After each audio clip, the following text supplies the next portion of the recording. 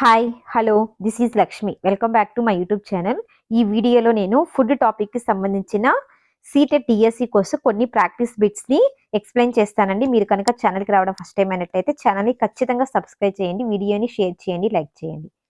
Question number 1. Carbohydrates are stored in plants and animals in the form of. ఒకవేళ మనం excess కార్బోహైడ్రేట్స్ని తీసుకున్నట్లయితే ఆ carbohydrates అనేవి ప్లాంట్స్ అండ్ యానిమల్స్లో ఎలా స్టోర్ అవుతాయి? కార్బోహైడ్రేట్స్ అనేవి ప్లాంట్స్లో ఎలా స్టోర్ అవుతాయండి? స్టార్చ్ ఫామ్లో స్టోర్ అవుతాయి. యానిమల్స్లో గ్లైకోజన్గా స్టోర్ అవుతాయి. లివర్ అండ్ మజిల్స్లో గ్లైకోజన్గా స్టోర్ అవుతుందని కంటెంట్ ఎక్స్ప్లెయిన్ చేసినప్పుడు చెప్పాను. సో ఇక్కడ ఏది starch and glycogen? Correct answer ఏమవుతుంది? ఆప్షన్ 2 అన్నది కరెక్ట్ అవుతుంది. కార్బోహైడ్రేట్స్ అనేవి ఎక్సెస్గా తీసుకున్నప్పుడు ప్లాంట్స్లో వచ్చి స్టార్చ్గా స్టోర్ అవుతుంది, యానిమల్స్లో వచ్చి గ్లైకోజన్గా స్టోర్ అవుతుంది. Next question number 2. Which one of the following is a group of A oligosaccharides?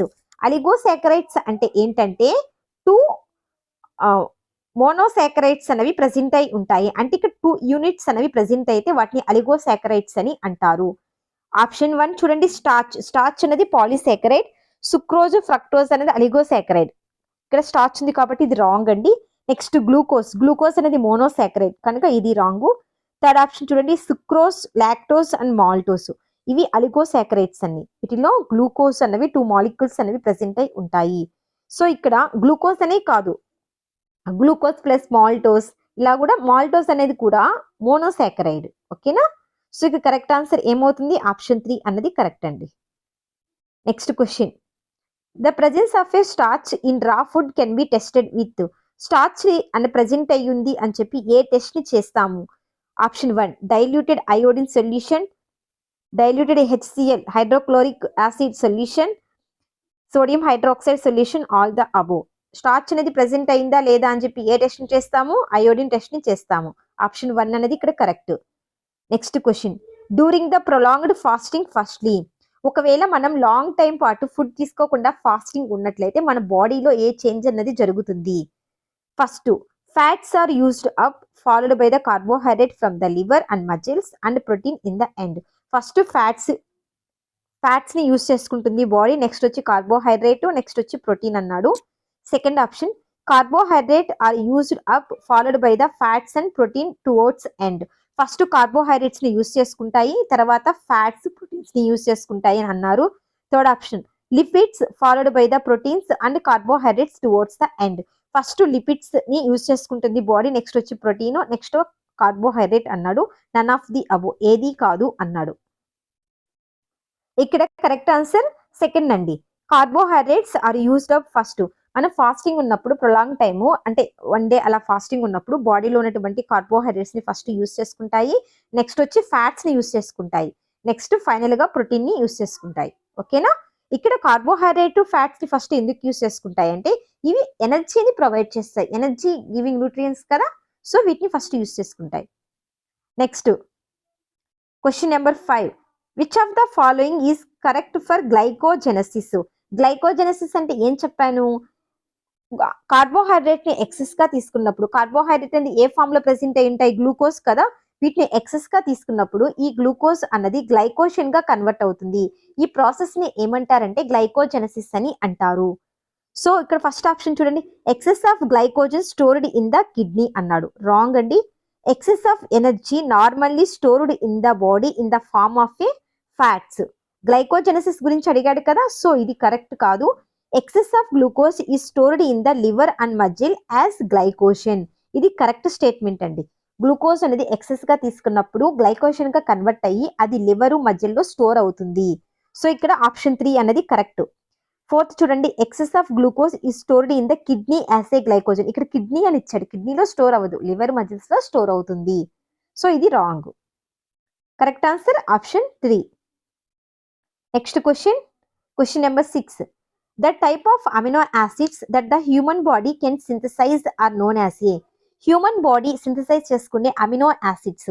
Amino acids అనేవి 2 టైప్స్ గా ఉంటాయి. ఒకటి essential amino acids, second one వచ్చి non essential amino acids.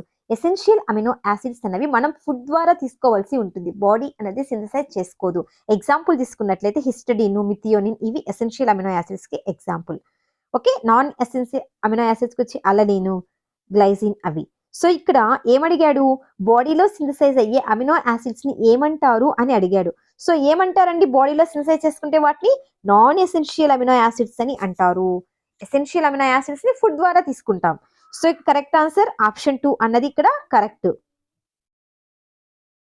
Next, consider the following statement.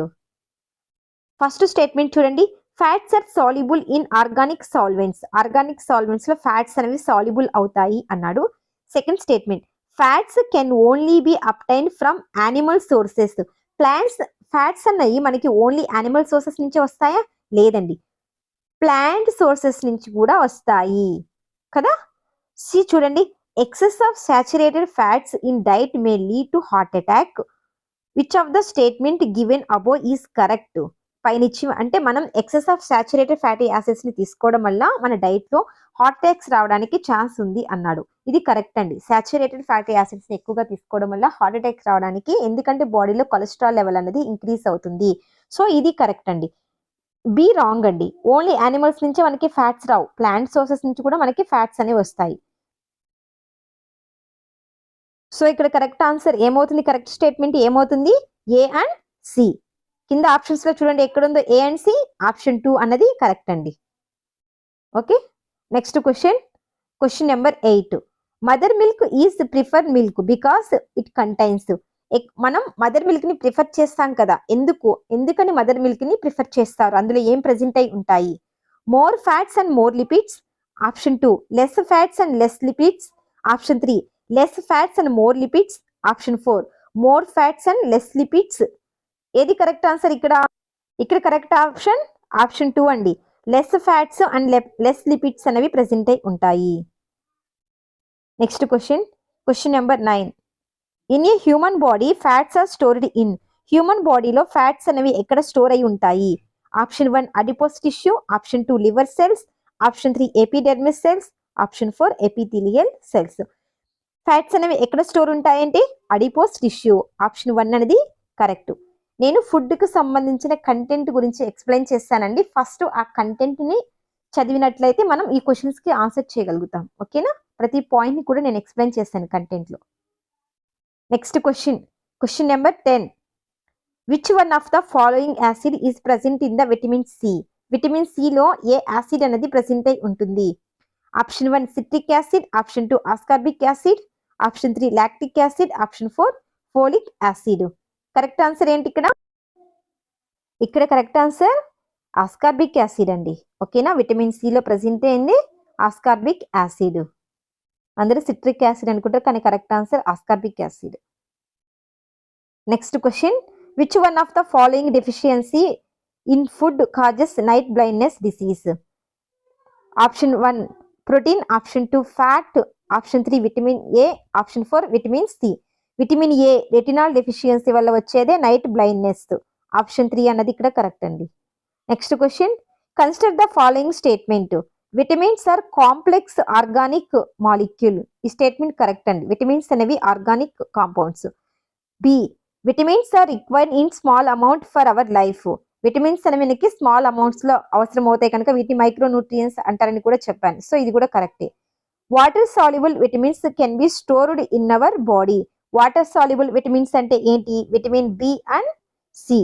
ఇవి బాడీలో store చేయబడతాయి అన్నాడు.